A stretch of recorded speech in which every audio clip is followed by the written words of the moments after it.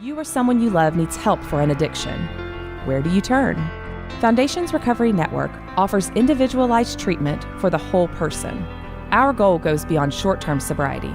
We address substance abuse and co-occurring mental health issues together, providing a firm foundation for long-term recovery. The first step is often the hardest, but we're here with a free assessment, insurance information, and treatment options.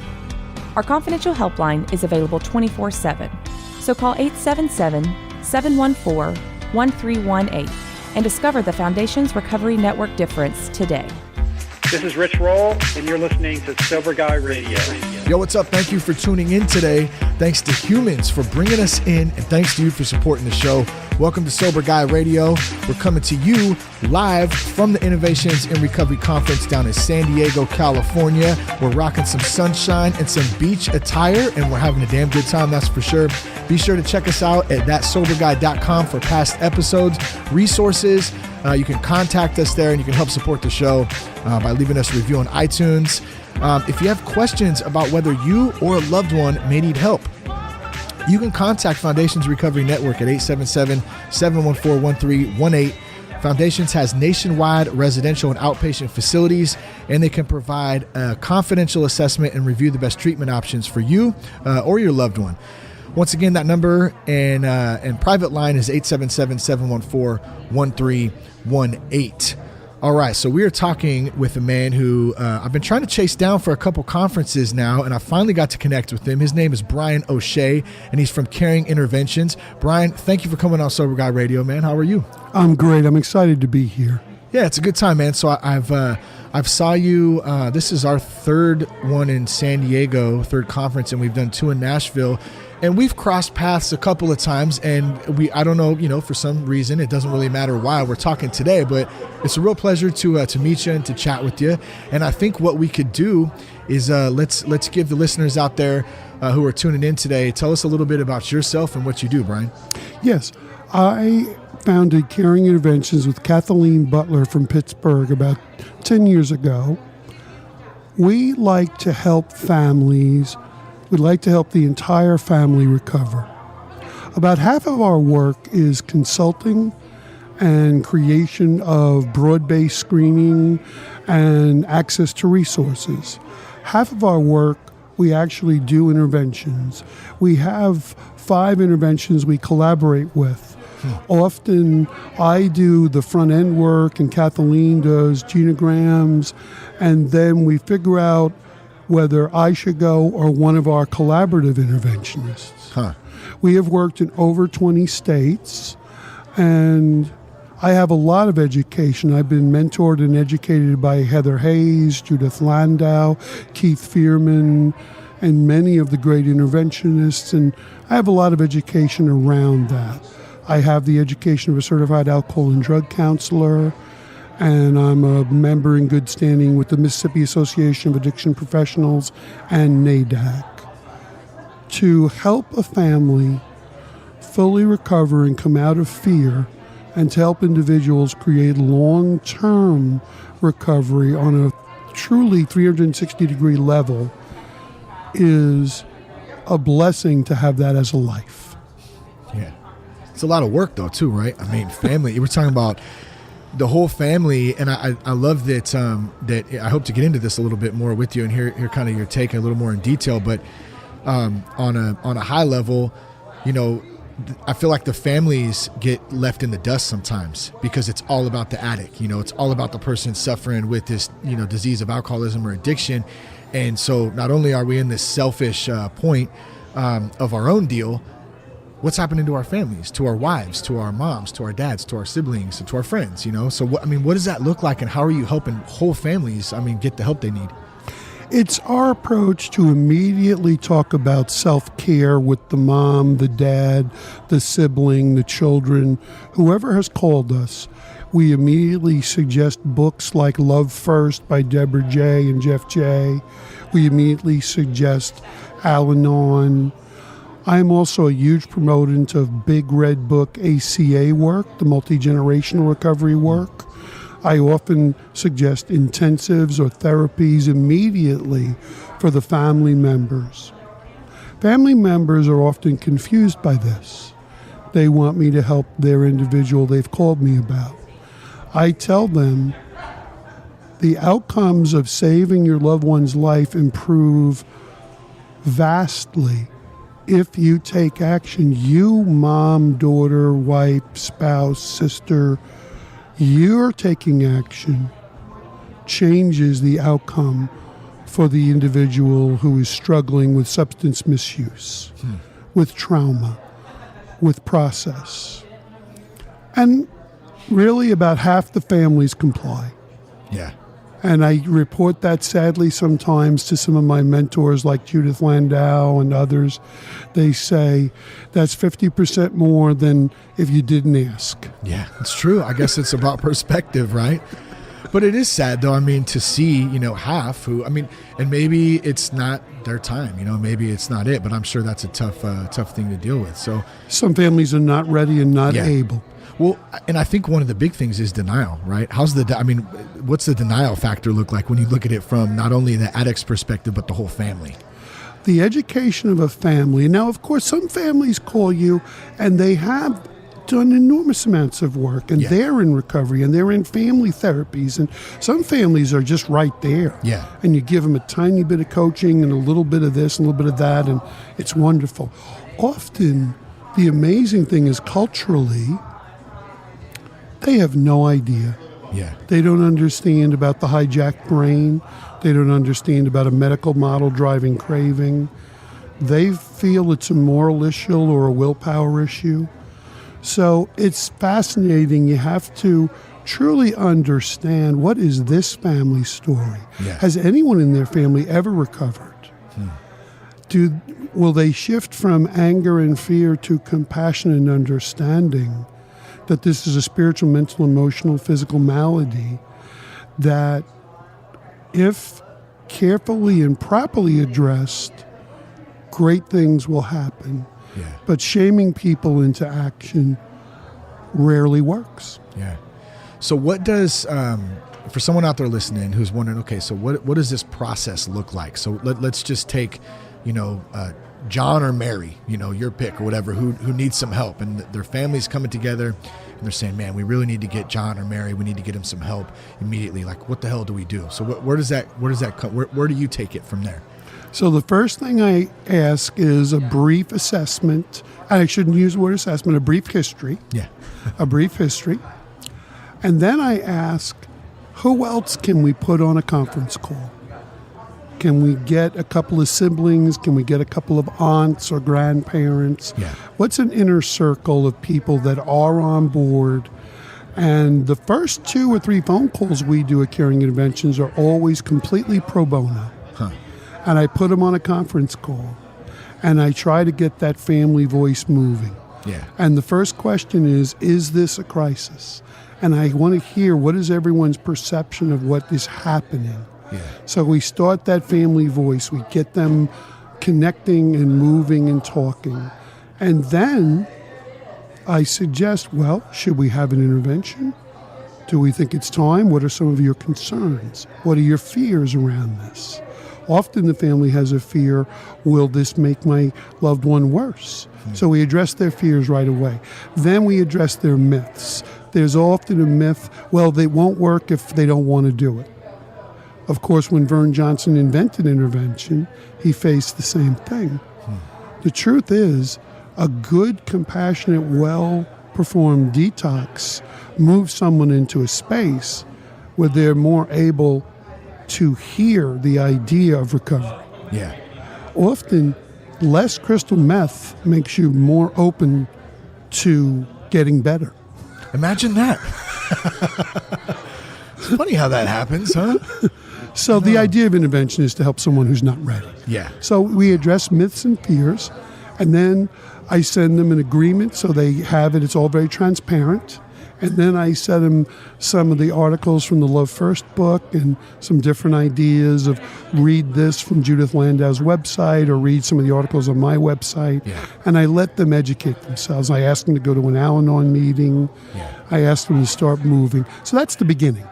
Well, and I got to think that's you're dealing with one of, if not the hardest part of the process, I think, because they're not ready a lot of the time, or like you said, that's what an intervention is. And I guess I really didn't even think about it like that until you put it in those terms. Although it's simple, it's really the very beginning process. And I go back to the denial thing again. If someone's not ready, how long does that process take? I'm sure it varies for certain people, but can it go pretty long sometimes of just not giving up? Oh, yes. Different families are in different stages of readiness.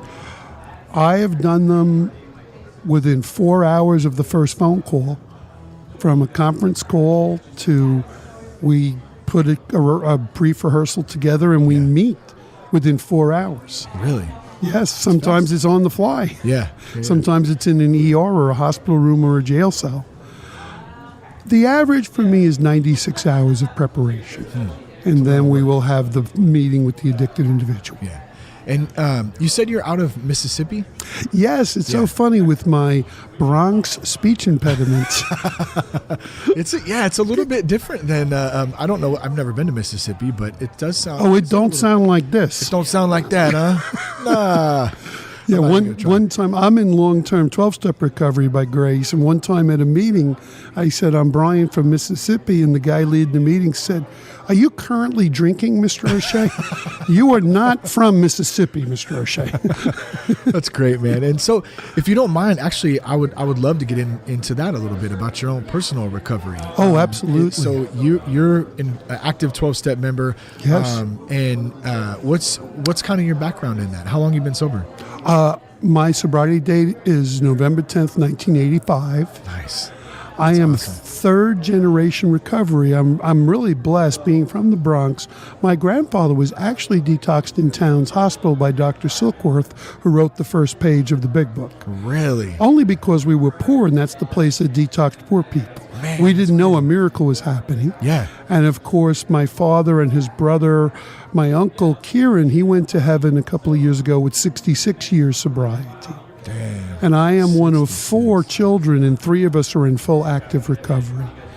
And I'm a slow study. I'm actually one of the stupidest people you'll ever interview, because I was an Alatot and Alateen, and I first went to program for myself when I was 19, but I didn't get it till I was about 29 years of age. Yeah.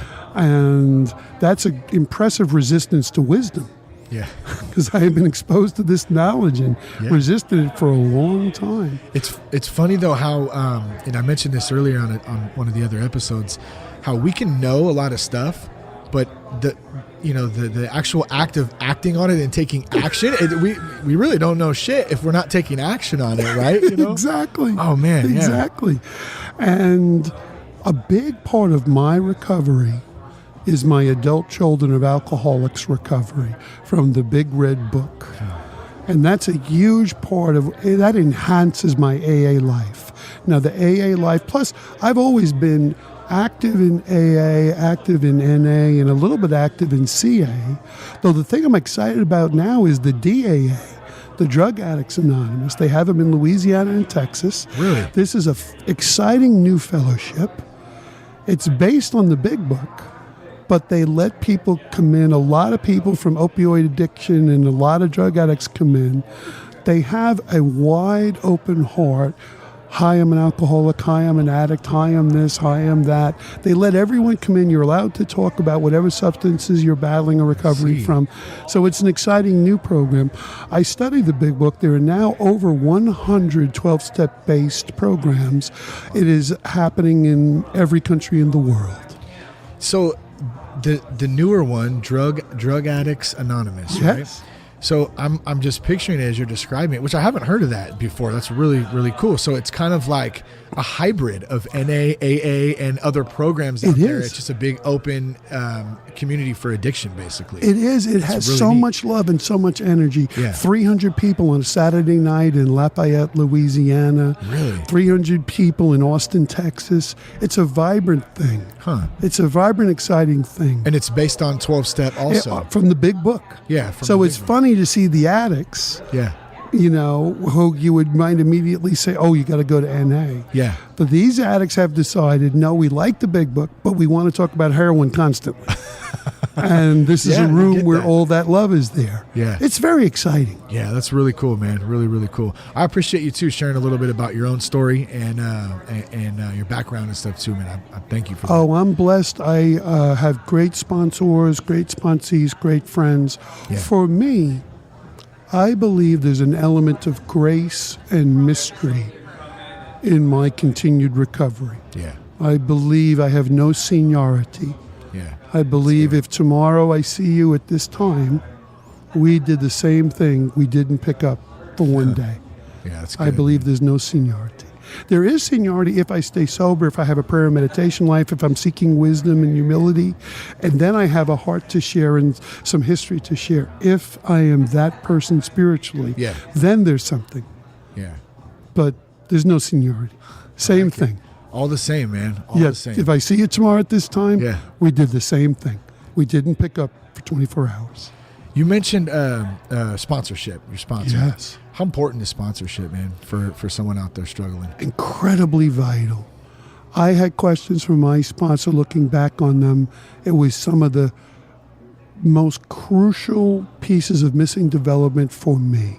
Because my father battled mental illness as well as alcoholism. I grew up with violence being a big part of my childhood and abandonment being a big part of my adolescence and adulthood. And the sponsors, very loving sponsors. My first sponsor took me through the steps when I had about a month. He took me through the steps in 3 days in what we now call the Back to Basics Wally P. Dr. Bob method.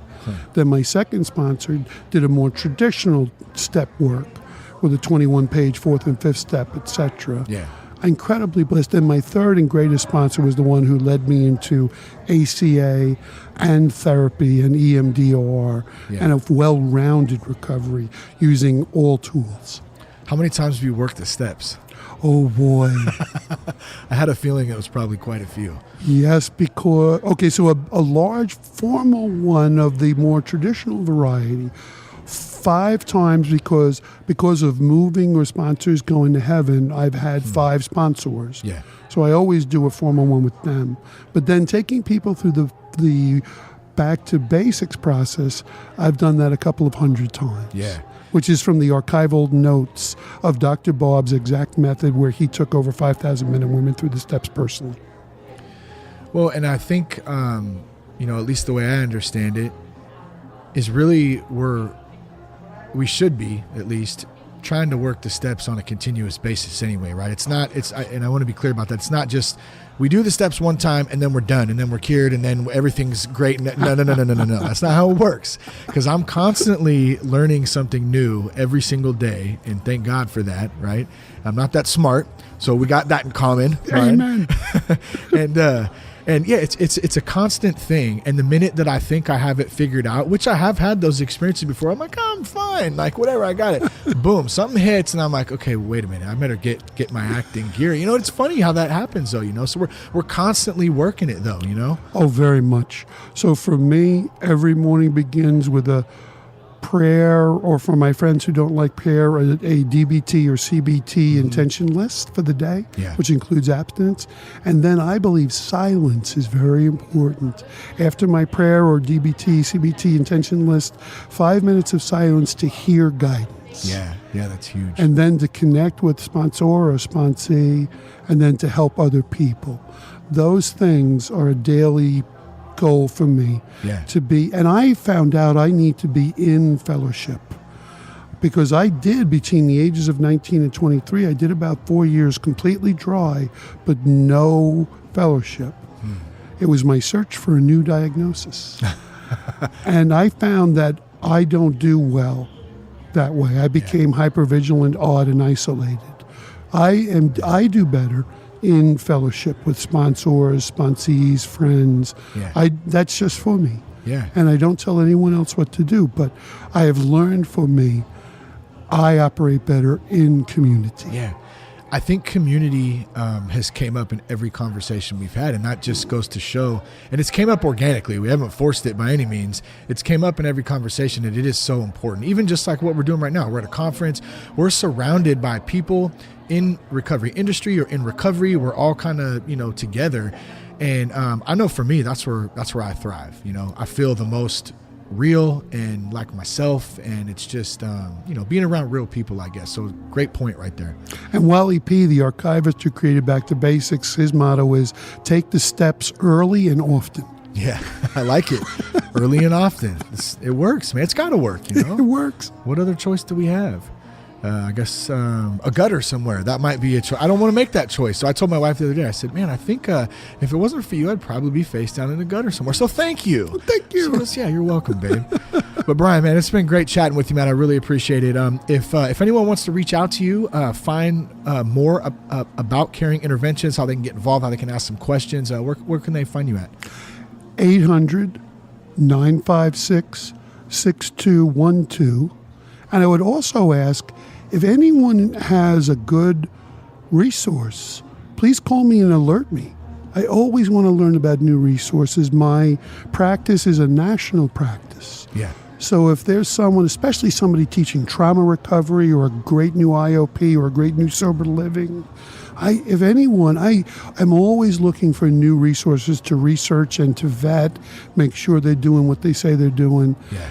You know, my brother has a thing called the Trusted Provider Network, and he goes and vets the treatment centers before he puts them on the Trusted Provider Network. That's awesome. So, if anyone, we're always willing to do pro bono help and consulting, but also if anyone has a resource, I'm always looking for more resources. Yeah, it's good stuff. Good places to refer families to. Absolutely. That's a big challenge. You know, you want to make sure that you're getting the right help, but also that it's trusted and it's a solid place, you know. Especially now, I really believe in 5-year treatment plans.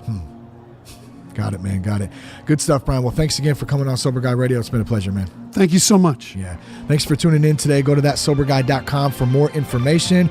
Once again, we're coming to you live from the Innovations in Recovery Conference down in San Diego, California. Peace, love, respect. Keep your blood clean.